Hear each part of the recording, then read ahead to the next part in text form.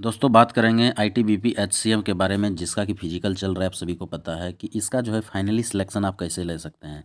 यदि आप कुछ बातों पे ध्यान रखें तो आपका जो है सिलेक्शन इसमें आसान हो जाता है, क्योंकि ये और जितने भी एग्जामिनेशन है, जितने भी एचसीएम है, चाहे वो बीएसएफ हो या फिर आपका सीआरपीएफ है जिसका कि एग्ज़ाम ऑलरेडी हो चुका है, या फिर सीआईएसएफ हो, उन सभी से थोड़ा सा अलग है। जहाँ की बीएसएफ है, सीआईएसएफ है और सीआरपीएफ है, तीनों का सारा पैटर्न लगभग मिलता जुलता है, लेकिन यहाँ पे पैटर्न अलग हो जाता है। इन तीनों में हिंदी का ऑप्शन है, यहाँ पे हिंदी का ऑप्शन ही नहीं है।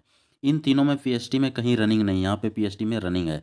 तो ये जो है मतलब एचसीएम आईटीबीपी जो है, ये पूरा का पूरा अलग है सभी से, चाहे वो बीएसएफ का हो, सीआईएसएफ का हो या सीआरपीएफ का हो। तीनों का जो है एक लगभग पैटर्न मिलता है और ये अलग पैटर्न है। अब यहाँ पे देखिए सिलेक्शन आसान होने का बहुत कुछ कारण है। यहाँ पे सबसे फर्स्ट कारण है कि अभी जैसे आपने देखा कि सीआरपीएफ का एग्जामिनेशन हुआ, तो उसमें जो है हिंदी सब्जेक्ट पूछा था, प्लस जो है नॉर्मल जीके था, रीजनिंग था, मैथ था। यहाँ पे क्या होता है कि आपको हिंदी पूछा ही नहीं जाएगा। मतलब आईटीबीपी एचसीएम में आप हिंदी नहीं बना सकते हैं, आपको इंग्लिश देना पड़ेगा।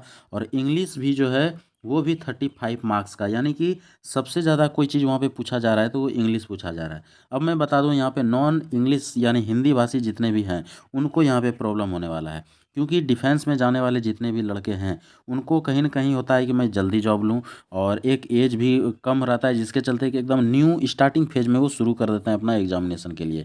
और उस समय में जो हिंदी मीडियम के लड़के होते हैं उनको इंग्लिश में काफ़ी प्रॉब्लम होता है।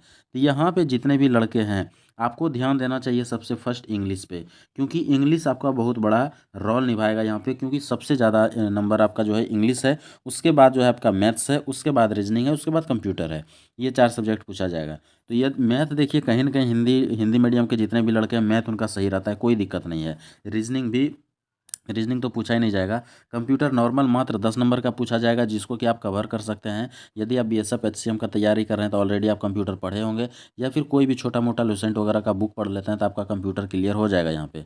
लेकिन यदि आप जो है इंग्लिश पे ध्यान नहीं दिए, जो कि 35 नंबर का है, तो ये आपको लेकर डूब जाएगा। क्योंकि आप यदि मान लीजिए थोड़ा बहुत करके आप टाइपिंग तक पहुँच भी जाते हैं, तो मेरिट जो है इंग्लिश यदि आप नहीं, क्योंकि 35 नंबर बहुत बड़ा मार्क्स है।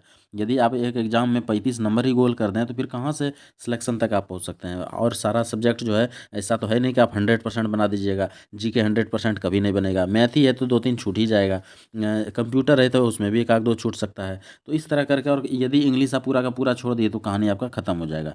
इसलिए आपको इंग्लिश पे फुल फोकस करना है। दूसरी बात हो जाता है यहाँ पे ईजी होने का, कि फॉर्म फिलअप जो हुआ है सभी में, उन सभी में से सबसे कम यदि फॉर्म फिलअप हुआ है तो वो इसी में हुआ है, यानी कि सबसे कम फॉर्म फिलअप हुआ है। उसके बाद सबसे बड़ा एक रोल निभाता है यहाँ पे रनिंग। किसी में भी पीएचडी में जो है सिर्फ क्या है, हाइट वेट चेस्ट चेक किया जाता है। यहाँ पे आपको रनिंग वगैरह भी है, यानी फिजिकल है पूरी तरह से।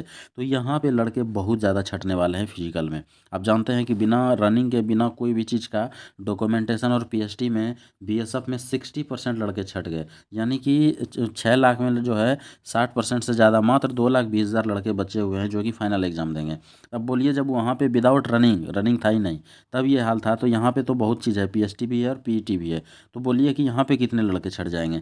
तो जो लड़के की फाइनली रनिंग करके बच रहे हैं, जो रनिंग निकाल लिए हैं, उन लड़कों को मैं बता दूं आपके लिए बहुत बड़ा ऑप्शन हो जाता है यहाँ पे, क्योंकि आपको टाइपिंग के लिए उतना परेशानी नहीं होगा जितना कि और जगह होता है। वही जब टाइपिंग फेज में आप पहुँच जाइएगा सीआरपीएफ में, तो यहाँ पे टाइपिंग निकालना जो है महाभारत है। यानी कि आप एग्ज़ाम तो निकाल दीजिएगा, यहाँ टाइपिंग ही नहीं निकलेगा, क्योंकि यहाँ पे 100 लड़के में से 1 या 2 का टाइपिंग सेलेक्ट होता है। अब समझ लीजिए कितना हैवी फाइट करना पड़ेगा आपको टाइपिंग के लिए। वही जब आप आईटीबीपी में जाते हैं तो 100 में से 30% प्लस जाता है टाइपिंग, 30% प्लस जाता है टाइपिंग, क्योंकि वहाँ पे कुछ भी नहीं है, एकदम सबसे ईजी टाइपिंग लिया जाता है।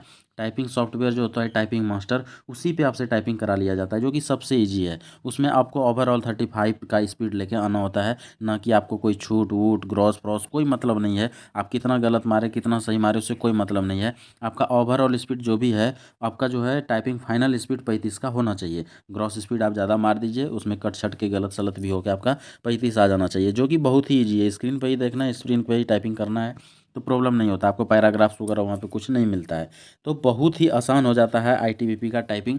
तो यहाँ पे आप यदि पीएचडी निकाल रहे हैं तो आप समझिए कि आपका 50% सिलेक्शन यहीं पे हो चुका है, और 50% आपका जो सिलेक्शन होना है वो आपका एग्ज़ाम करा देगा, क्योंकि टाइपिंग में उतना दम नहीं है। आप आज से भी टाइपिंग करना शुरू कर दीजिए रात दिन एक करके, तो आपका जो है टाइपिंग मास्टर पे 35 का स्पीड निकालना कोई बड़ी बात नहीं है। और टाइपिंग मास्टर पे यदि आप 35 का स्पीड निकाल देते हैं तो बात यह है कि वहाँ पे कुछ बदलने वाला भी नहीं है। पैराग्राफ्स में क्या होता है ना कि आप यहाँ पैराग्राफ कुछ मार रहे हैं, और जब आप सीआरपीएफ में जाएंगे टाइपिंग करने के लिए तो वहाँ पैराग्राफ कुछ भी दे सकता है।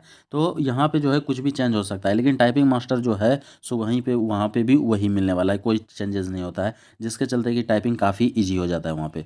तो यदि आप आईटीबीपी का फाइनल सिलेक्शन चाह रहे हैं तो आप जो है इंग्लिश पे फुल फोकस कीजिए, और ओवरऑल जो है रिटर्न पे फोकस कीजिए, यानी एग्जाम पे फोकस कीजिए। यदि आप एग्जाम पे अच्छे से फोकस कर दिए तो आईटीबीपी का सिलेक्शन आपका हो जाएगा। वीडियो अच्छा लगा हो तो लाइक और सब्सक्राइब जरूर कर दें इस चैनल को, ऐसा वीडियो मैं लगातार देते रहूँगा।